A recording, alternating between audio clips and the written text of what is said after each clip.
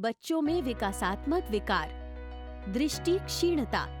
दृष्टि क्षीणता क्या है या VI?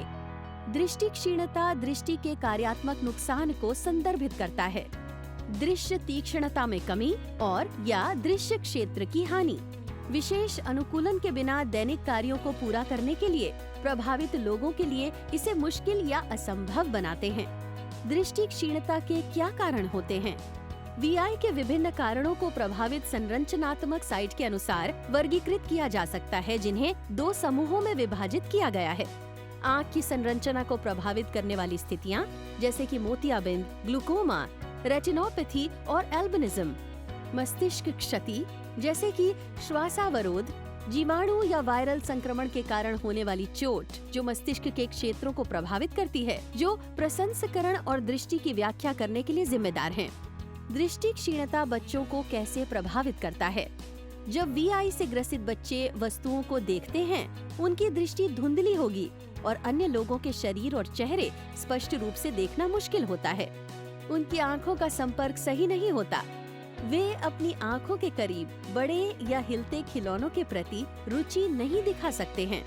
अंधेपन वाले कुछ बच्चे उजाले में पलक नहीं झपकाते हैं, जबकि अन्य लोग आत्म उत्तेजना के लिए अपनी आंखों को पोंछ सकते हैं।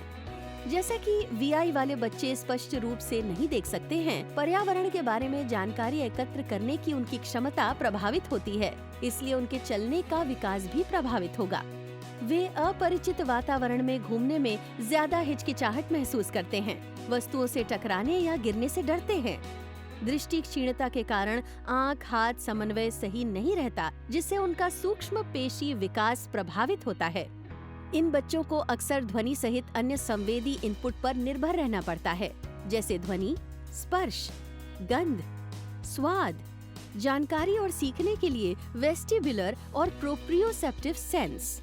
वे अक्सर स्पर्श दोषपूर्णता और मूवमेंट के डर का प्रदर्शन करते हैं, जो उनकी दैनिक गतिविधियों, उनकी घूमने की क्षमता और उनके सकल और सूक्ष्म पेशी विकास में बाधा डालते हैं। VI से ग्रसित बच्चे अपने माता पिता के चेहरे के भाव और इशारों का उपयोग करने में कम सक्षम होते हैं। इस प्रकार उनके माता पिता के साथ उनके नेत्र संपर्क और पारस्परिक संचार में बाधा उत्पन्न होती है। जब माता पिता उनके आसपास की चीजों का वर्णन करने की कोशिश करते हैं, तो उनका ध्यान आकर्षित करना कठिन है, इसलिए उनके भाषा विलंब होने की अधिक संभावना होती है। शुरुआती वर्षों में देरी से संज्ञानात्मक विकास की एक सामान्य प्रवृत्ति के बावजूद दृष्टि क्षीणता वाले बच्चे बौद्धिक क्षमताओं की एक श्रृंखला दिखाते हैं। कुछ बच्चों में औसत बौद्धिक क्षमता का, जबकि अन्य में विशिष्ट शक्ति का विकास होता है। उनके मनोसामाजिक विकास के बारे में दृष्टि क्षीणता वाले बच्चे अपने माता पिता के साथ खराब प्रारंभिक बातचीत के उच्च जोखिम में होते हैं, जिससे लगाव और सुरक्षा की भावना की स्थापना प्रभावित होती है। दृष्टि क्षीणता से ग्रसित बच्चों की मदद कैसे करें? दृष्टि क्षीणता से ग्रसित बच्चों की समय रहते पहचान और हस्तक्षेप महत्वपूर्ण है। कुछ चिकित्सा समस्याओं का इलाज सर्जरी से किया जा सकता है, जैसे कि मोतियाबिंद के लिए सर्जरी और रेटिना की समस्याओं के लिए लेजर थेरेपी। सुधारात्मक लेंस और ऑप्टिकल एड्स अवशिष्ट दृष्टि के उपयोग को अधिकतम करने में मदद कर सकते हैं।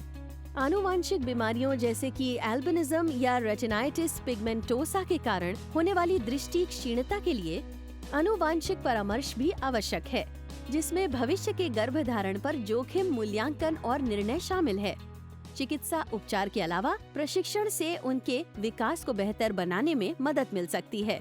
उन्हें अपने पेशी कौशल को विकसित करने और अपने आत्मविश्वास को बढ़ाने में मदद मिलती है। बाद में अभिविन्यास और गतिशीलता प्रशिक्षण उन्हें अपने समुदाय के भीतर सुरक्षित रूप से यात्रा करने में मदद करते हैं। दृष्टि क्षीणता से ग्रसित बच्चों का दृष्टिकोण क्या है? इन बच्चों की दृश्य क्षमता के लिए आउटलुक दृश्य हानि के अंतर्निहित कारण और दृश्य प्रणाली की हानि या चोट की डिग्री पर निर्भर करता है। अपक्षयी रोग धीरे धीरे दृष्टि की गिरावट का कारण बन सकते हैं, जैसे कि रेटिनाइटिस पिगमेंटोसा में दृश्य क्षेत्र के प्रगतिशील अवरोध। इसके विपरीत मोतियाबिंद और ग्लूकोमा जैसी ऑक्यूलर बीमारियों के कारण दृष्टि क्षीणता में सुधार किया जा सकता है अगर जल्दी इलाज किया जाए। यदि दृष्टि क्षीणता मस्तिष्क की चोट के कारण होती है, तो समय और नियमित प्रशिक्षण के साथ उनके देखने की क्षमता में सुधार हो सकता है। दृष्टि क्षीणता से ग्रसित बच्चों की समय रहते पहचान और हस्तक्षेप बहुत महत्वपूर्ण है।